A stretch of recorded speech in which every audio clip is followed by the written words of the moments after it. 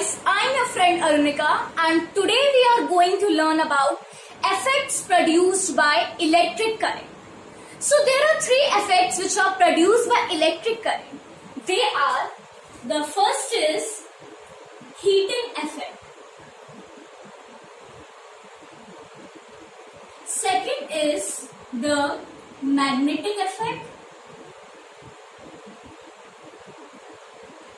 And the third is the chemical effect.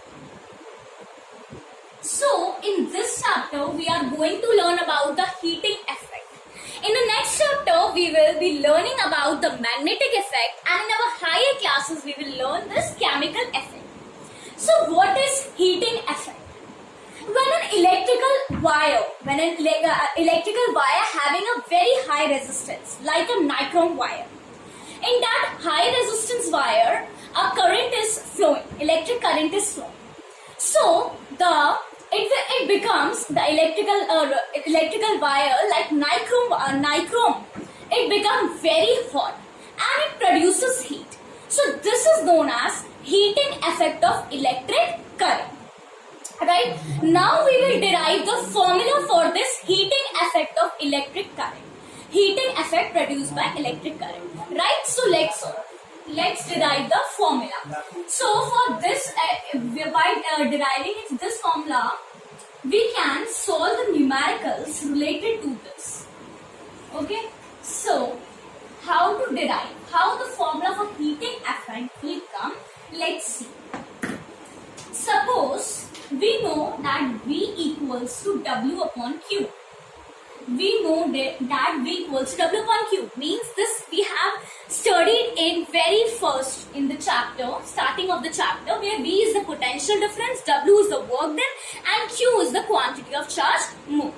So this formula we can also write that as,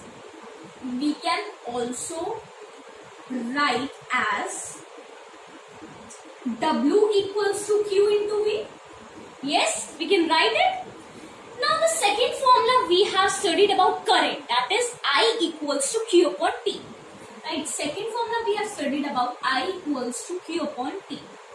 So this we can also write as Q equals to I into T. Right, this formula is for finding the PD, that is potential difference. This formula is finding the current. Right? So we can write it as Q equals to I into T. Now we have also studied one formula, Ohm's law, formula of Ohm's law. That is I equals to V upon R. I equals to V upon R. Yes, we have studied this also. Where I is the current, V is the potential difference, and R is the resistance. So we can also write it as V equals to I into R. Right? This is the formula of Ohm's law. Now here there are three equations. From these formulas we get three equations. Number one equation, second equation, and the third equation. Right? Now what we have to do? Now we have to put these second and third equation. We will put second and third equation in equation 1. Putting second and third equations in equation 1. Right? Equation 1 is W equals to Q into V. Right? So here the second equation is Q equals to I into T. So in the place of Q we will write I into T. Now the third equation is V equals to I into R. So in the place of V we will write I into R. Right?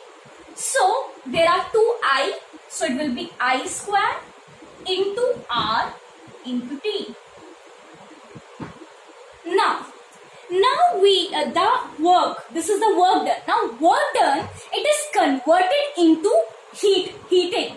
Right? So it will be H equals to I square into R into T.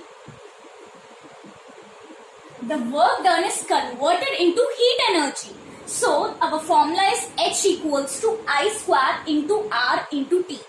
This formula we can also say as Joule's law of heating. This formula is also known as Joule's law of heating. Right? Now from this formula we get three conclusions. What are these conclusions? Let's see.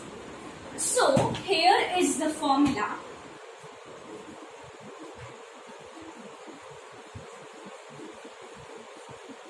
Here we have get the formula that H equals to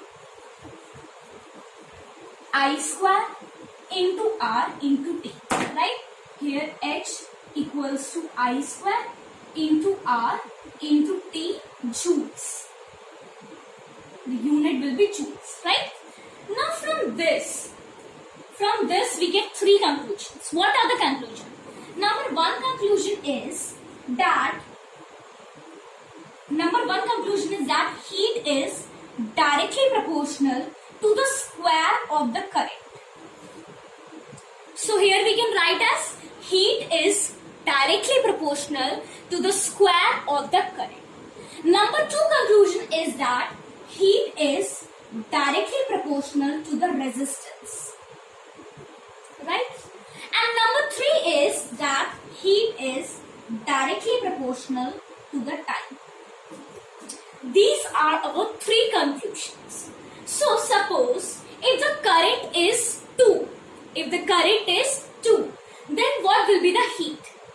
Heat will be 4 times because it is the square.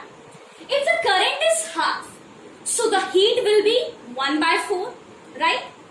And now talking about this, heat is directly proportional to resistance. If resistance is double, so heat will also be double.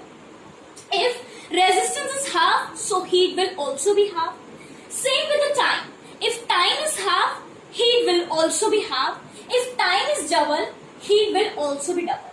So these are the three conclusions we get from this formula, that is H equals to I square into R into T.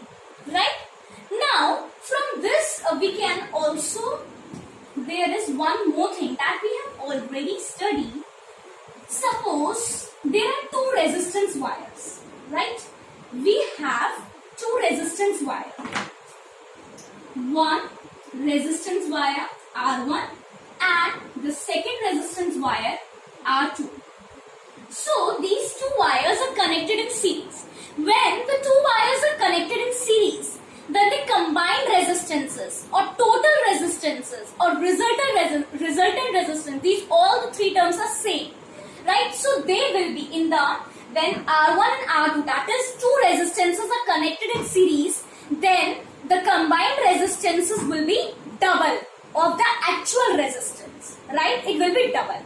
And if the two resistances are connected in parallel, then what will happen? Then it will become half of the actual resistance. Let's see how. So suppose we take an example that R1 is 2 ohm and R2 is also 2 ohm, right? R1 and R2 are 2 ohm. So we know the formula of resistance for finding the combined resistance in series, that is R equals to R1 plus R. If you don't know, you can check out my video where I have tell you about the series and the parallel connections, right? So R equals to R1 plus R2. Here 2 plus 2. It will be 4.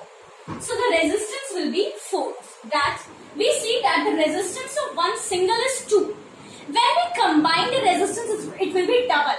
Double of 2 will be 4. So the combined resistance is 4 in the series. Means double of the actual resistance. Now we talk about the resistances which are connected in parallel. Right? Resistances which are connected in parallel. So this is one resistance, this is second resistance, and they are connected in parallel, R1 and R2. They are also having the same values, 2 and 2, right? So we know that the formula of connecting or combining, when we combine, we want to find out the combined resistance in parallel circuit. Then the formula is 1 upon R equals to 1 upon R1 plus 1 upon R2. right? So these both the values are 2 2, so it will be 1 upon 2 plus 1 upon 2. LCM will be 2, it will be 1 plus 1 equals to 2 upon 2. So it will be R will be 1. Our resistance will be 1 in the parallel circuit. So we have seen that the actual resistance is 2. When we connect it in the parallel, it will become half. So half of 2 is 1, right? So I hope that this is clear to you all. So that's all for today video. So thank you.